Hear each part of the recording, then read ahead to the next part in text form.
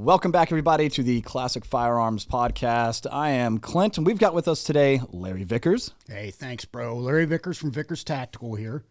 On the Vickers Tactical side of the house, CCWSafe is my presenter. They're the concealed carry experts in the industry.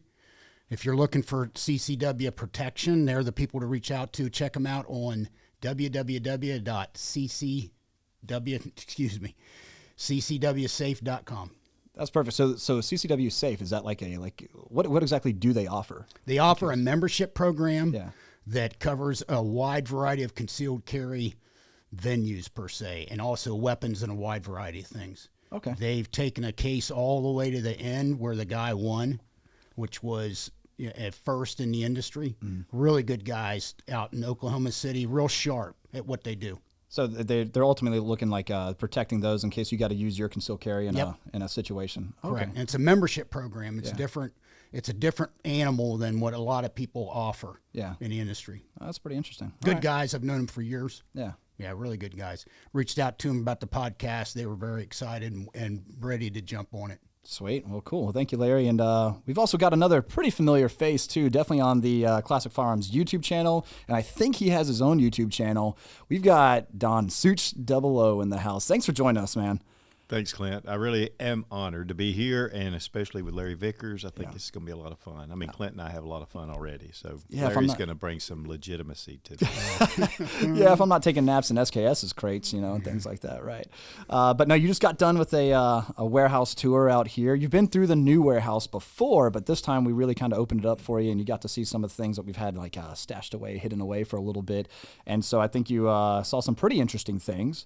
Very impressive. Yeah. And compared to the warehouse tour that you did, several years ago back at our old facility, this one's a little bit more clean and polished, but the old one, it had some character, didn't it? Had a lot of character, a lot of cases, a lot of crates, a lot of guns falling out of boxes. You never knew when you opened up a crate what you were going to find. I mean, it was just crazy. Yeah, and that video really took off because it was just so unique. Yeah. Yeah, that's the magic. Right. That's the magic coming a place like this, or even back in the day. You don't know what you're going to open up and see. Right. You open that crate up, and it's like, whoa, what's this? Yeah. And it was a lot of fun. But honestly, going out to the new place, there were some really cool things you guys have put into place just to give your customers more confidence, and that's the reason why we want to do that video. Yeah, now we've gotten conveyor belts and stuff, oh my God. Robot arms. Yeah, technology. Right, I just hope it doesn't take over, a little AI take over and start trying to, I don't know. But anyway, no, so without spoiling too much, because we want to draw, of course, some of our viewers here, listeners, to your video of the new warehouse tour. What's one of your favorite things you saw? The robot arm, probably. We had a great time, and there are a lot of things that really make it state of the art, and it was really cool to see the process going through. Yeah, and then of course one of my favorites is going through the guns. Yeah, that's kind of what I'm getting at. And the surplus guns especially, but those are kind of hit or miss now. So big time. So when you get them, you get them. But it's really great to be able to look at them and see them. And then what you guys are going forward to as well, especially with JR. James River? James River. Yeah. Mm-hmm. A lot of the Arsenal refinished, they do a phenomenal job. And it's the old Rockola. Mm-hmm. Yeah, so, they had a couple of the M1 carbines out there where they actually did the Parkerized refinishing on the metal parts. And man, it definitely they do a really good job with it. One thing that I think a lot of people need to know is back in the day, Classic Firearms was known for surplus. Oh yeah. Now, not only a surplus, but you're a modern gun shop. You're a modern distributor. Every time I ask, hey, do you guys carry this? Do you guys carry that? And you go, oh, yeah, we carry it. Mm-hmm. We sell a lot of them. It's one of our best sellers. So I think a lot of people need to know that. There's obviously a lot of viewers or people listening that do know that, but there's also people that are kind of thinking the old Classic Firearms, which is, synonymous with surplus. Yeah. No, anything, Ben started the company in the late 80s with a couple of sales of some Mosin Nagants at a gun show, and then from there he was like, man, this is pretty cool. There's a wide audience, or better yet, a wide customership on the internet. And man, you can do the Wayback Machine on Google or whatever it is, and kind of go back to what our original 2-dimensional website was. And man, it's definitely, I think we had Brutus was our little logo. I mean, yeah, it's a pretty funny thing. And man, going back and seeing all that, and from the conversations I've had with Ben, and by the way, ladies and gentlemen, Ben has mentioned being on the podcast. Just throwing that out there. Wow. I know that. I Very think cool. did he make a sneak peek appearance in your video? He did. He made it, yeah, for our intro when we were starting out. Ben got out there, and I've been on him for 2 or 3 years now that we've, he's kind of taken a back seat a little bit. Yeah. But it was great to see him on camera. People are asking all the time, "Where's Ben? Where's Ben?" Where's Ben?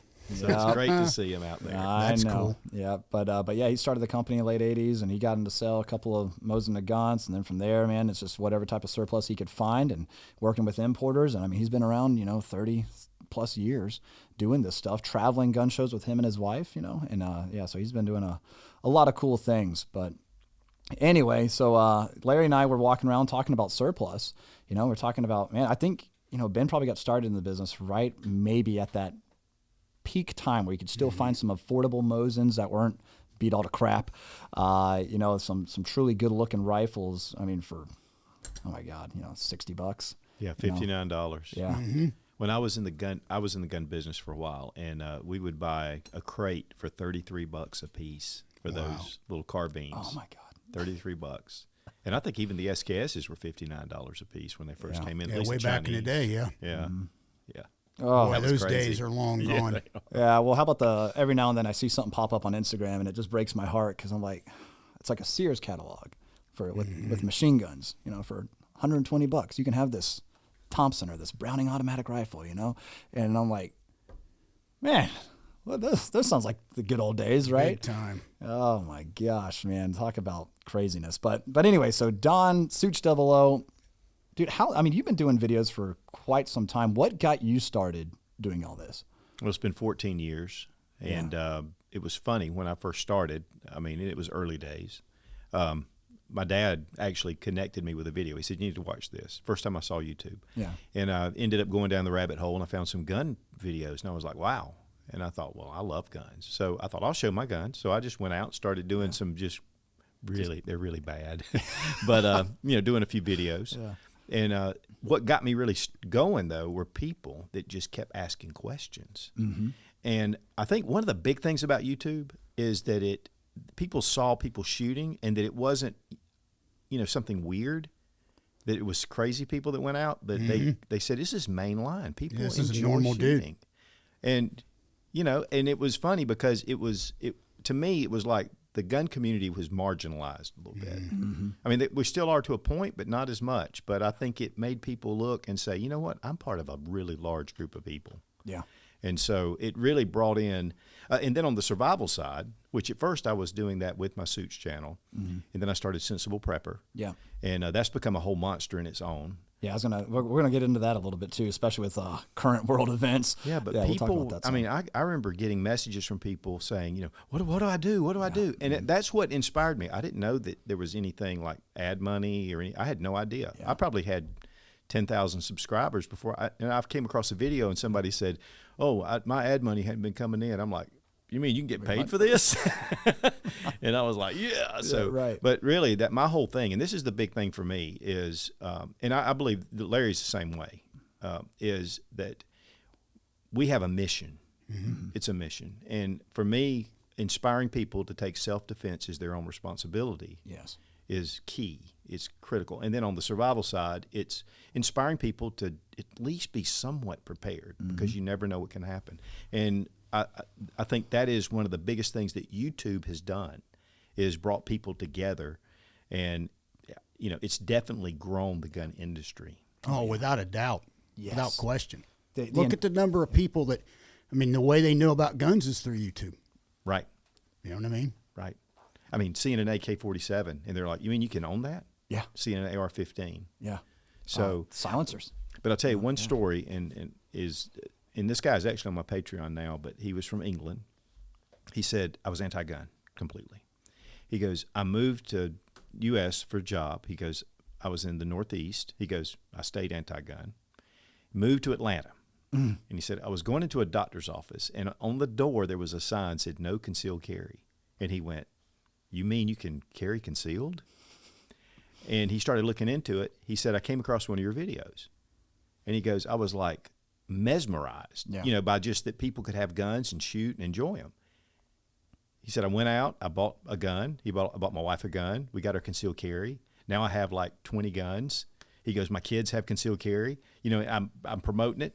And, and I've heard that a number of times where people would say stuff like that, say, I didn't even own a gun, but I came across not just my videos, but, there's a great group of people that really put out a lot of great content. And it's inspiring people. In fact, I was on the Moms Demand Action. I think I was number 9 for the most wanted because, of people that are inspiring people to go out and buy guns on YouTube. Yeah, I take that as a badge of honor. Oh yeah, absolutely. Yeah, you got to bump those numbers up. You know what I mean? How long ago was that? I don't even know. If maybe I'm on that list. You probably are. Yeah. It was about a year or two ago. It was a couple years ago.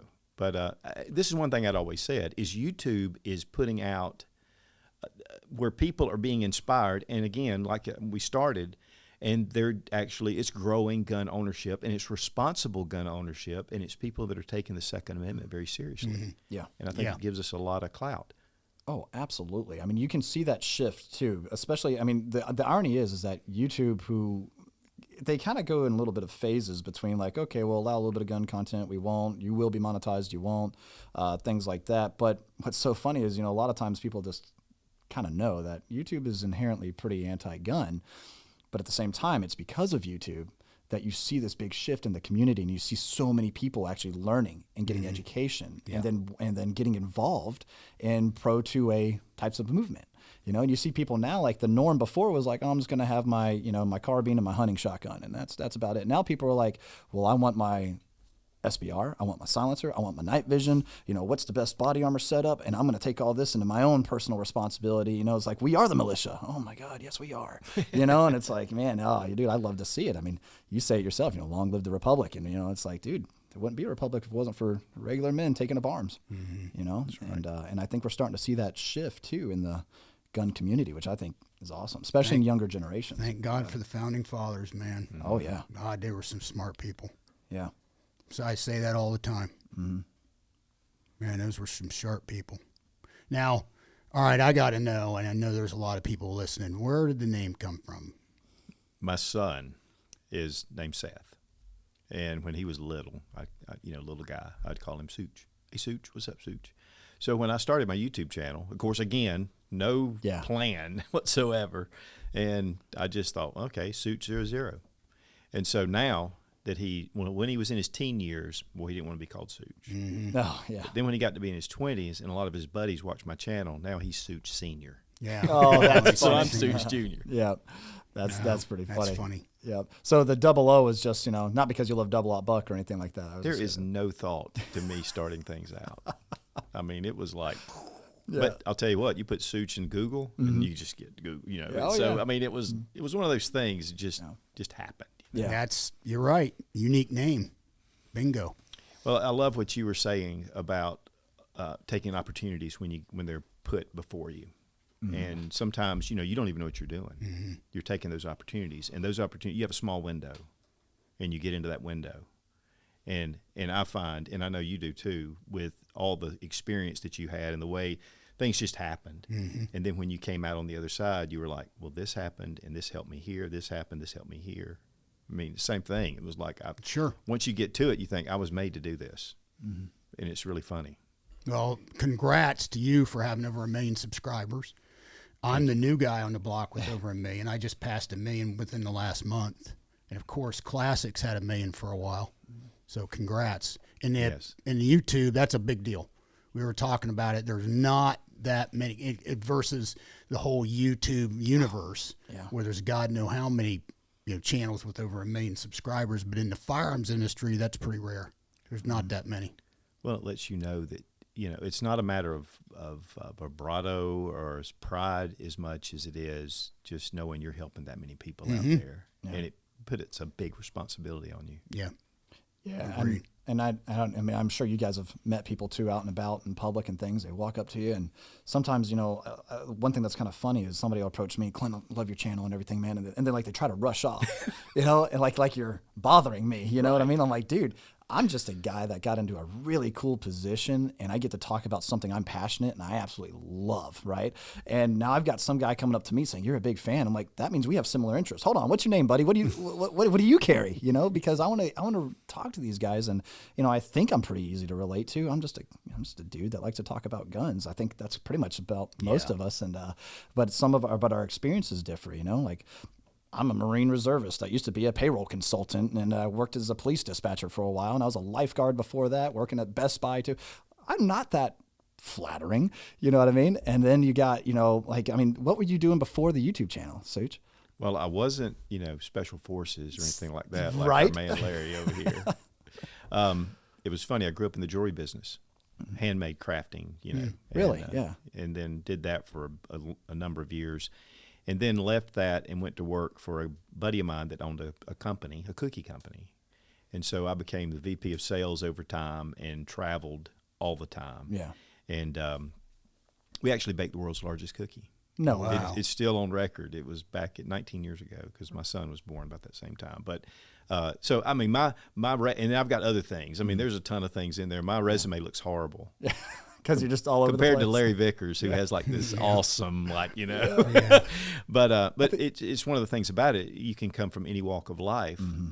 But it's funny, people will come up to me, and they'll do the same to me. Some of them will just give me that side look, and they just keep looking at me, you know. Like, they're afraid to come up to you, and it's kind of like, I'm honored when somebody comes up to me. Oh, yeah. And, but, you know, they'll just give you that sideways look. But, you know, I do. I think it's important, and people will say, well, you're just like you are on camera. And I'm like, I'm not an actor. Yeah. I'm just a guy. You know? Right. Yeah, just trying to be genuine. I'm just me. I try to be me. I mean, I'm me, you know. Yeah, and I think that's what a lot of people appreciate about us too. Is like, there's no BS here. It's just, you know, like, look, man, I like to talk about this stuff, and what you see is what you get. And if you like it, great. If you don't, all right, you know, go subscribe to somebody else. I don't know what to tell you, you know. I appreciate the support, you know. But Larry, I mean, yeah, we've talked before, and man, you do have a pretty extensive past. We know you hate HK.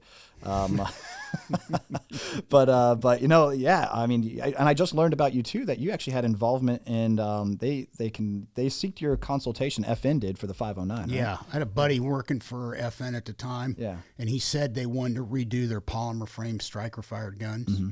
And he asked, will you come down and help? And because they're down in Columbia, and that's not far of a drive. No. At all. And I said, yeah, sure, absolutely. So I drug down a whole bunch of different striker-fired polymer frame guns, and we went through them. I talked to them about what was good and what was bad, and the engineers were taking all kinds of notes and everything, and then it eventually led to the 509. Yeah. And which is a pretty good striker-fired gun. I was pretty happy with the way it turned out. From what I understand, it's been a home run for FN. I mean, you guys would know better than me because you guys carry that gun and sell it in a variety of formats. Mm-hmm.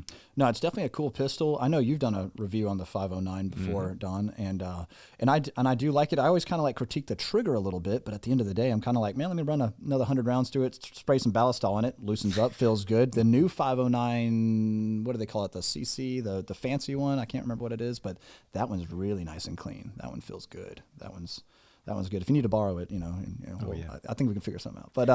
But yeah, I mean, yeah, no, that's that again, having that history too, to where some of these manufacturers, I mean, FN's got kind of a big reputation, HK obviously, and they reach out to you like, hey, you know, we'd love to have your input on this. That's cool. Mm-hmm. That's really cool, you know. And I feel kind of the same way too when some of these companies send us like a silencer or something like that. Like, hey, tell us what you think, and I'd be like, I'll be honest with you guys, I mean, I have my iPro on, and I'm still crying tears of joy. A lot of back pressure here, you know.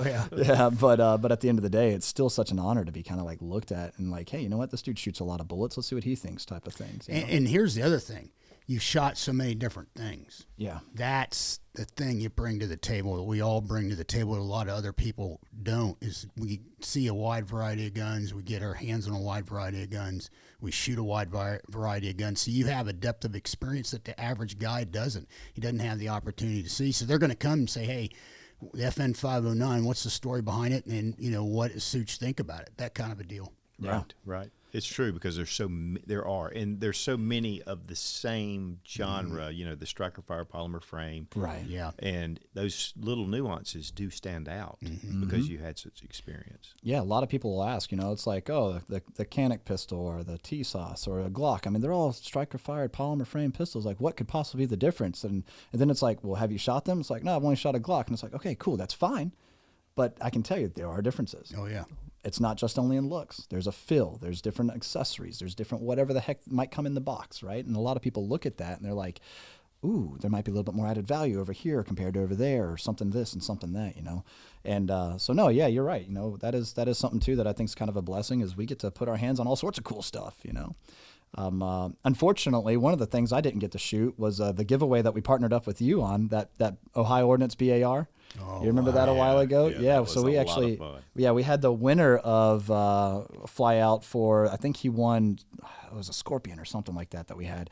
And I think he came out and joined us and shot it that day. Ben shot it that day. You did, you know? And Those I'm are like, cool guns, man. Right? Extremely well made. I know the guys at Ohio Ordnance, Bob Landy's and those guys. oh yeah? They're good guys, and that gun's extremely. Everything they make is very well made. Yeah, Everything they make. It's so solid. Yeah, they're known for their semi-auto, you know, machine guns, right? Right. So our buddy Graham here, you know, you guys might recognize him as Photogenic Firearms. He is a nut for belt-fed semi-autos. I'm like, dude, you've got more. If you were to sell all those, you might be able to have a real one, you know. But no, he's got an Ohio Ordnance 240.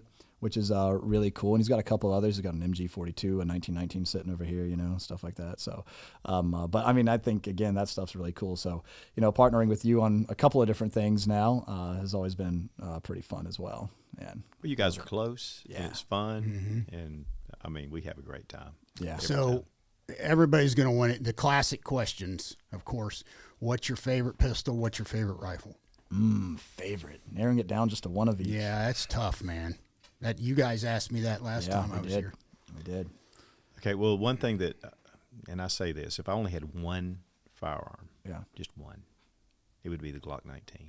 Yeah, I think that's a Boy. lot Now, of people. let me, and I'll say, I don't think that the Glock 19 is the ultimate gun. Right.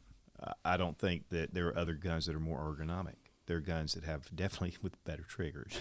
The one thing about the Glock, and it, you know, it's kind of started the revolution, is that I've put, you know, over 100,000 rounds through Glock 19s. So I can pick up a Glock 19 and it's like coming home, even though the grip's thick. Yeah. You know, but, you know, it is. It's just like boom. And then it's simple. You can change out. I can change out every part. Yep. I can do anything to that gun and have. And so that's why. But this is what I tell people.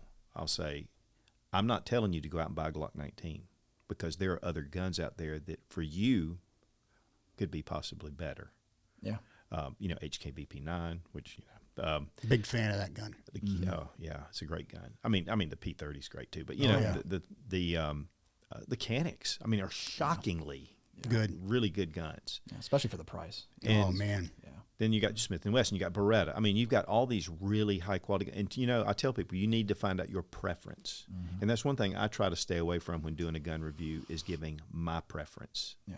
Because that limits, because people are different. Everybody's different.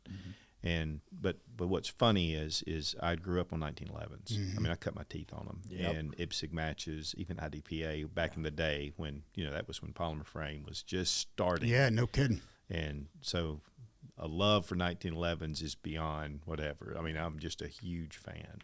But for my carry, it's funny though. What I'm carrying is a P365 XL. Yeah. 365 macro right here in front of me. Man, at 365, SIG hit that thing out of the park. Yeah.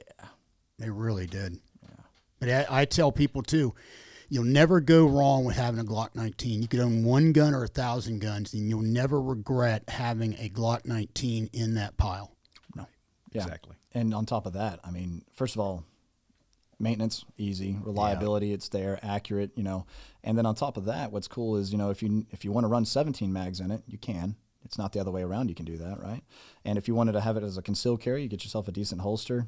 Man, that's an easy concealed carry. If you want it as a, you know, outside the waistband, it's the perfect little size for all of that. So no, that's a solid choice. Full size. Yeah. If it shoots like a full size, but it carries like a compact. Absolutely. Yeah. I mean, Glock really kind of hit the nail on the head with that envelope, and now everybody's, SIG and everybody's kind of say, hey, we got to have a gun in this envelope, this size range. Right. Yeah. Yeah, they nailed that. So then that leaves rifle. What's your favorite rifle? If you carry a firearm and discharge your weapon in self-defense, you could face hundreds of thousands of dollars in legal fees and expenses. So carry the protection of CCWSafe, Self-Defense Legal Services Membership. Upfront payment of all criminal and civil defense costs with no out-of-pocket for members, unlimited defense budgets, unmatched legal expertise. Carry the same level of support police officers have. Carry CCWSafe, the highest caliber. I know. Well, I have my go-to rifle. Yeah. Is my AR. Yeah. It's just my go-to rifle. Yeah. What people are going to want to know, what is the go-to AR? How do you have it set up, manufacture, all that fun stuff? PCM Recce. Yeah. I mean, what else? I know Larry's going to love that. Yeah. But Oh, yeah. Paul God bless Buffoni him. is like the master, and I love him. And but yeah, the Recce is my go-to. Yeah. It's just the quality. The way it smells when you pull it out of the box. It's like they have a particular lube they use, and I've had other people ask them, "Hey, what's your lube? It smells so good. I like it. Tell me what it is so I can get." And there's people that source it because of how it smells. Yeah, I asked Paul. I said, "Please, just tell me what this lube is because I just love it." I mean, where is a little cologne, just right on the back? Exactly. But and then as far as just honestly, my favorite is probably the M14. Oh man, look at that! I just love it. I don't know, or the M1 carbine. Yeah. Because I go back to that military surplus. Yep. I just love it. Yeah, the M1 action ultimately is just There's solid. so many good guns out there. Better more than ever. Yeah.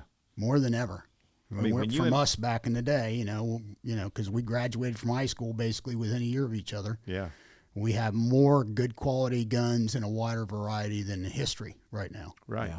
I mean, we had Smith & Wesson Ruger. I mean, we had the basics, but now you're right. I mean, and gun companies are coming out with new firearms, new models. That we didn't have that. Not at all. Yeah.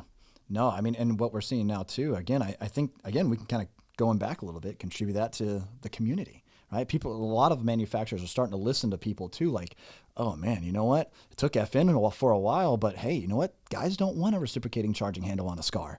Maybe we should take that away. And then you've got other manufacturers like Foxtrot Mike, who's out here just doing all sorts of crazy things. Those are nice. Right. It's a DI AR essentially, but it's bufferless, or it doesn't have a buffer tube. It doesn't need it. You can run it with or without a stock or a pistol brace or whatever the heck you want to call it, depending on how you have your setup. But I mean, they're compact, they work, they run, and then you've got other manufacturers out there. I mean, HK's kind of listening. They brought us the SP5.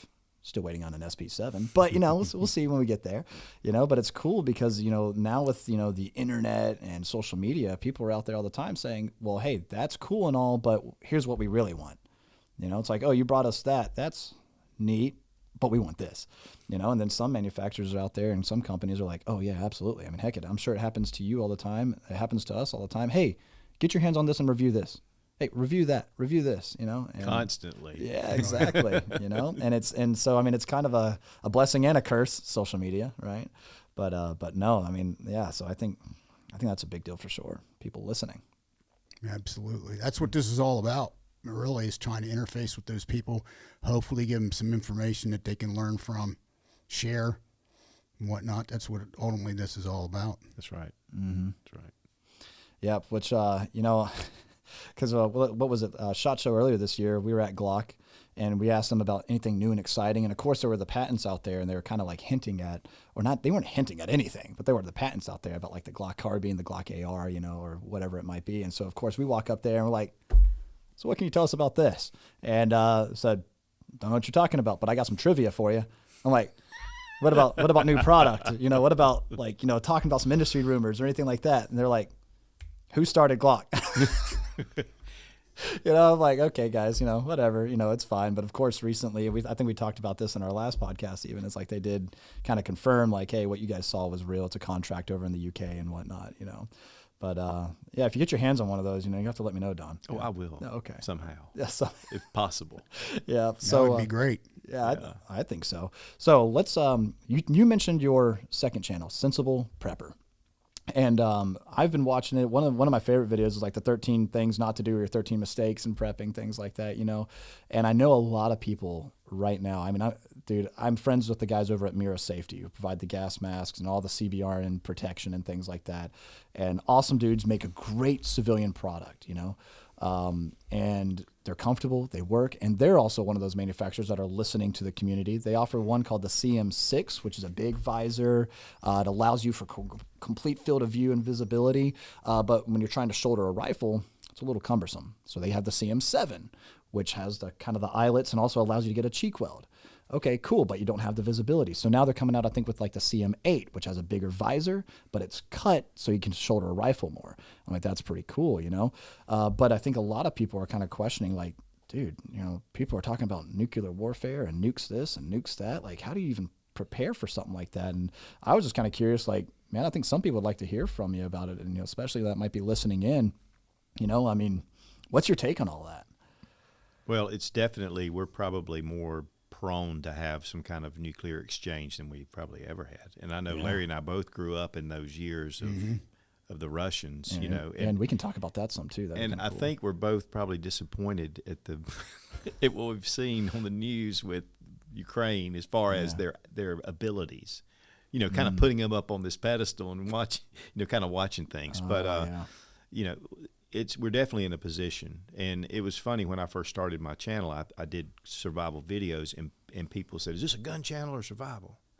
And I was like, well, I mean, I can have a channel that has survival. So I just kind of did it. And but yeah, in March, with COVID and all that, during that 2020, I gained 100,000 new subscribers on that channel that month because people were, you know, and for good reason. Out. Yep. You know, because, you know, everybody's been so comfortable, and a lot of people just, and honestly, the majority of people feel that, you know, it can't happen to me. Well, that ain't going to happen. That ain't going to happen. Which, you know, I mean, I've had my own thoughts about it. You know, I think, am I leading these people into a, and to be honest, in 2019, I was, in fact, I was walking from my shop to my house, and I just thought, is this really the right thing to do? Trump was in office, the economy was booming, things were going great, and I just thought, is this really what I should be doing? And I had probably 700,000 plus subscribers on that channel. And I thought, if I'm leading people wrong, that's not who I am. Right. I can't do it. I don't care what. And it was funny. I just had this impression that just said, just keep doing what you're doing. And then the next week, I have friends in China, and they said, we got some problems. Oh, wow. And I just went, oh, okay. And then knowing that over 300,000 students from China come to the U.S. every year and blah, blah, blah. And so I kind of put things together, and it really tested out what I believe. And so one of the things about survival is I say that you're not paranoid. It's that you're be prepared, not scared. Right.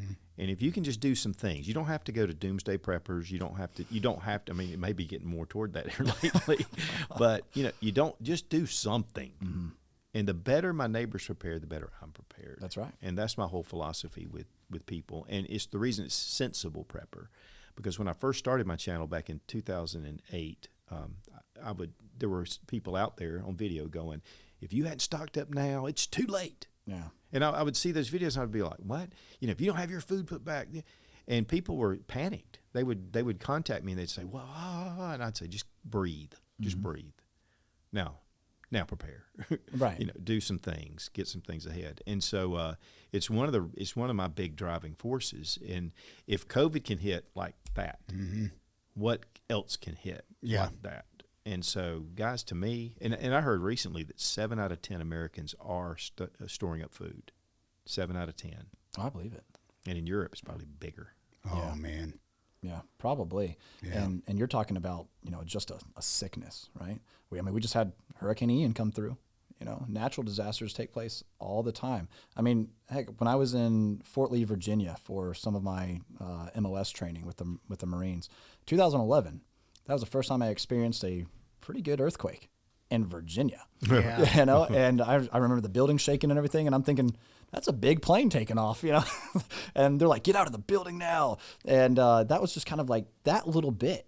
was even a little bit of a wake up. I'm like, dude, I'm just sitting here building a classroom because the schoolhouse was still being built for my MOS, and I'm building this classroom. Next thing you know, all the computers I just set up are starting to fall over. I'm like, are you kidding me? And then we're told getting out, and it's like, man, if that was like really, really bad, I mean, we see it all throughout the world, whatever, how bad it might be, tsunamis even, or, whatever. It just depends on what part of the world you're in. Something bad can really happen. And all of a sudden, you're having this peaceful meal with your family. Next thing you know, where's your family and where's your next meal going to come from? And it's like, man, dude, yeah, at any point in time, it's not, again, you're absolutely right. It's being prepared, not scared. And it's being able to say like, hey, you know what? I'm looking out through the world and bad things happen and evil exists. How am I going to prepare for when it either comes knocking, when it comes knocking or it just shows up? And the very basic is self-defense and taking that as your own personal responsibility, And then from there, it kind of is like, okay, I need to look out for my family. And you're right, too, about your neighbors, because we as human beings, we're a sociable creature. We're not made to be out on our own, just by ourselves. And if you can have a community has that same type of mindset, man, you guys are, that's a good way to go, I think. Mm-hmm. Yeah. So, but anyway, so you've been doing Sensible Prepper for quite some time, and I don't know, have you worked with Mirror Safety, or do you know any other gas mask or anything like that? I mean, I don't know if you're. I know Mirror is really top notch. Yeah. And I have used some of their stuff before. Yeah. Not in real context. Right. I have Yeah. used some of their stuff before, and it's really comfortable. There's a lot of different things they do, so I think it's definitely. And you start getting into that extreme. Oh, yeah. When are you gonna need that? When you gonna, same thing with a firearm. I mean, a lot of people think, they go, well, if you only have to have it once in your lifetime, that's it. It's worth carrying every day. Yeah. So same thing. Yeah. I used to say that there's two things that come to mind if you need it. Number one is a firearm, and number two is a 4-wheel drive truck. Mm-hmm. Yeah. When you need them bad. Yeah. Right. And I'll add a fire extinguisher to that. Oh, boy, good point. I hadn't even thought of that. Because, I mean, I'll be honest with you. The only time I've used a fire extinguisher is after doing something stupid. But, it might have involved tannerite. But, it's like, just kidding, by the way. I'm responsible enough. But it's one of those things that, everybody says, well, why are you carrying that gun in your pants? When do you think you're ever going to need that? And I'm like, you wear your seatbelt? You carry a fire extinguisher? I was like, because what's really funny is you're going to need that seatbelt more times than you will ever need a firearm in your life. Mm-hmm. I've been involved in more vehicle accidents, which weren't bad, but I think I've been hit once, hit somebody else once, but it's like both times I was happy I had my seatbelt on, and you are more than likely going to experience a very bad car accident than you will ever involve a shooting, right? But that doesn't mean I don't want to be prepared for it. And so that's something I think is, kind of a big deal. Yeah, carry a gun, have a fire extinguisher, know how to use it. Some people don't realize you got to push-pull a type of pin or anything on a fire extinguisher, and it's like, hey, guys, yeah, you do. Yeah. And one thing, you don't want to be learning how to do something when you need to do it. No kidding.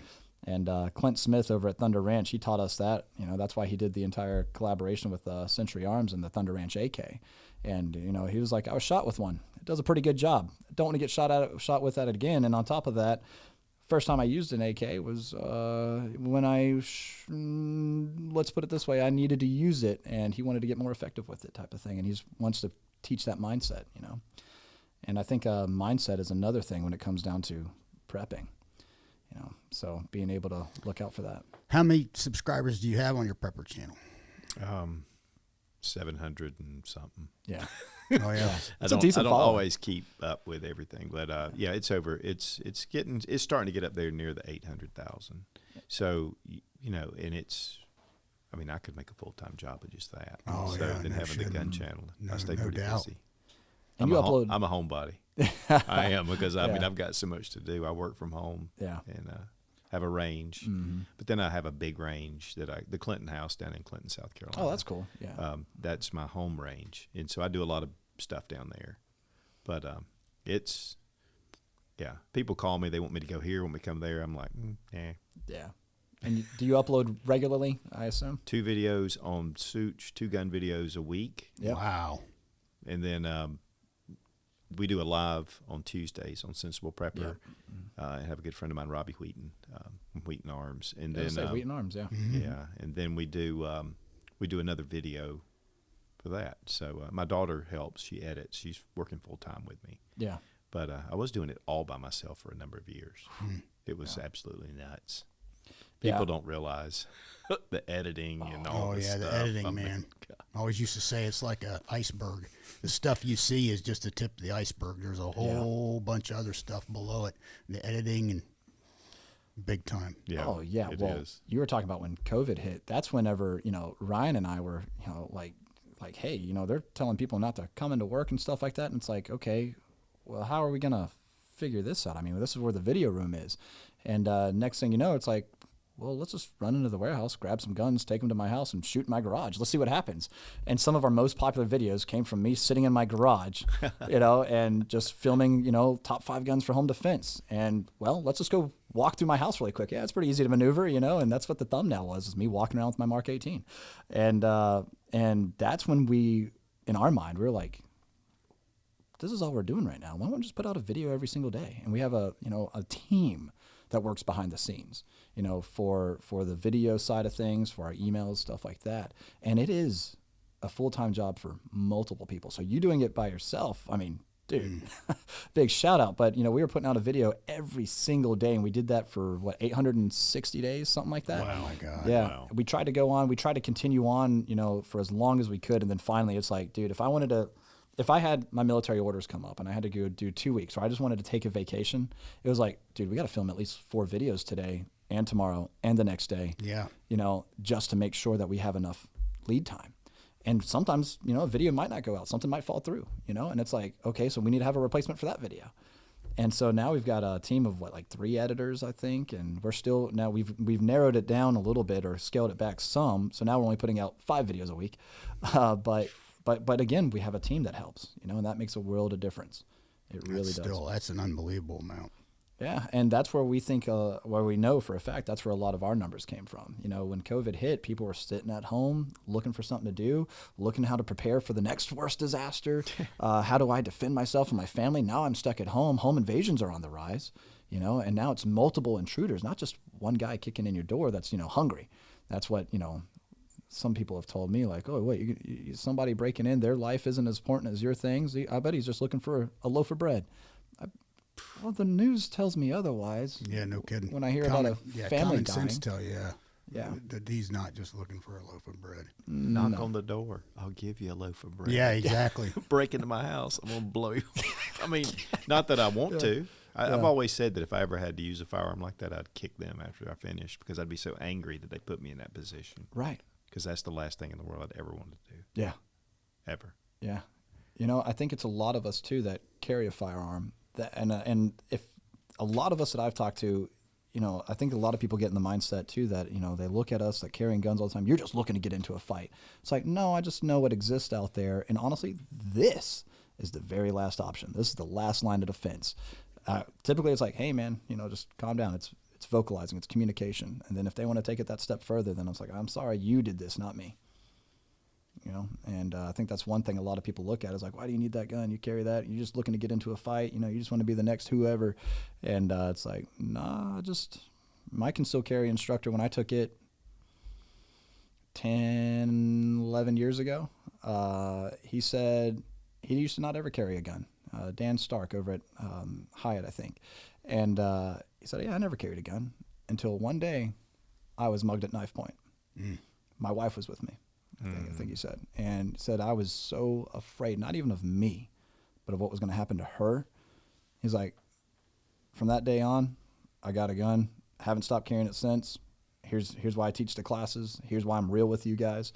And he has not one day, he said, has he ever gone without carrying a gun now. Well, and one thing, too, is a lot of people, they'll get a gun and their spouse doesn't have a gun. And we have a connected family member that had a break-in one time. Guy was coming in, beating on the back door. He was an older gentleman, and it was out in the country. And he had a shotgun. And he said, you come in that door, I'm going to blow you away. And the guy finally got in. He was drugged out. Oh, man. And then they had a struggle. Oh, no. And finally the guy beat him down. He did beat him down to where, and he called the police. The police came out there. He had a heart attack after the police got the guy in the car, and he had a heart attack right there on his back porch. If that would have happened 15 minutes earlier, that guy would have had his shotgun. His wife was in the back bedroom with no gun. So one thing that's very important is to make sure that your wife or your significant other has a way to defend herself. Absolutely. Even more so. I think Katie and I we talked about this at some point in a video or some point in the podcast, a different one, where it's like, you know what? I can pick up through our experiences. I think any of us could probably pick up a gun, doesn't matter what it is, and figure out, here's the controls, here's how to manipulate it. I can send rounds downrange and probably hit the target, right? My significant other, on the other hand, maybe not. Yeah. I'm going to make sure she's got something higher quality than me. I'm going to make sure it is easy to use. I'm going to make sure she's trained up, right? And some people that say, oh yeah, I want the staccato XC, but yeah, my wife, whatever, Taurus G2C will work for her. She'll be fine. I'm like, dude, you got it all backwards, man. Make sure she's got the most reliable, easy to use, perfect thing for her, right? Go and spend that time, spend that money. That's an investment. I know how much I think my life is worth when it comes down to protecting myself with a firearm. My significant other, on the other hand, I'm going to make sure that that's invaluable to me. So what does she want? Right?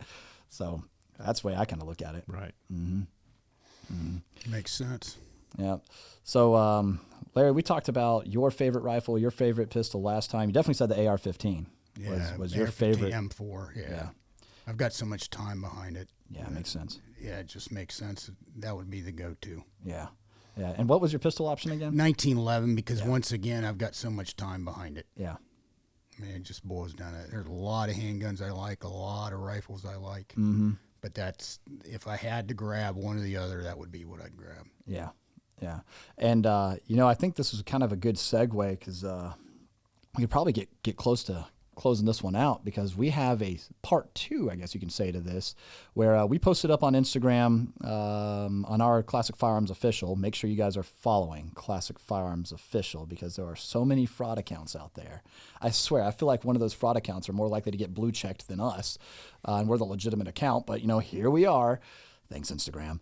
But we put out there like, hey, you know what? I've got Larry Vickers and Don Sootch00 here in front of me. What questions would you guys want to be answered? And so we gotta Ask Me Anything coming up here, and we've hit some pretty cool talking points today, and I think we could honestly continue this on, and another one, and another one, and another one. If Don wants to come back and keep looking at some old guns, I don't know, but no, I think we could probably close it out here.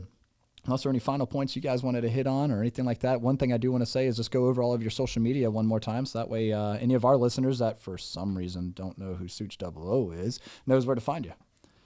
Yeah, Sootch00, and then Sootch_00 on Instagram, and Sensible Prepper YouTube channel, and it's one word, Sensible Prepper.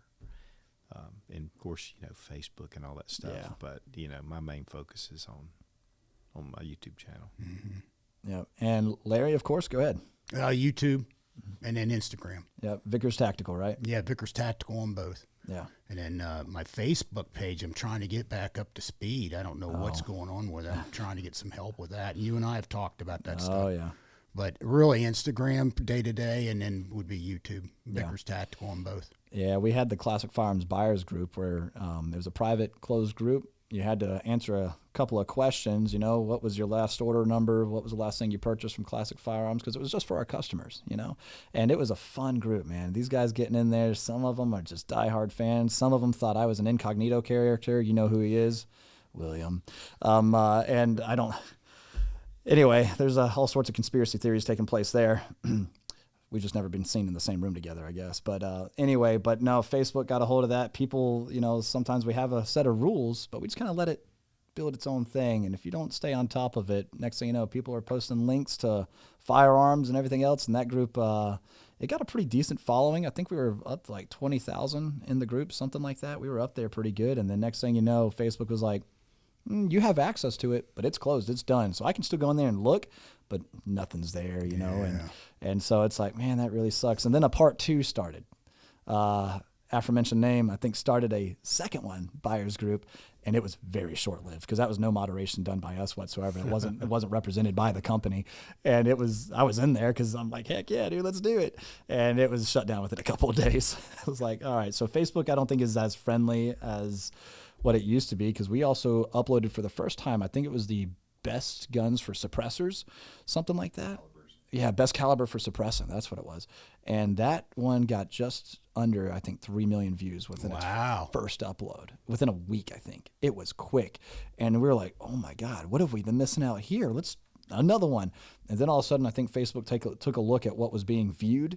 And all of a sudden, our numbers were like 15,000. Yeah. And you're like, from almost 3 million, that was quick. Oh, social media and guns, man, that's a hard one, but hey, thanks to everybody, listening and watching, subscribing, liking, following all of us here too. Again, Sootch00, Sootch_00, Vickers Tactical, and of course, Classic Firearms Official, man. You guys are what makes it worth it, first of all.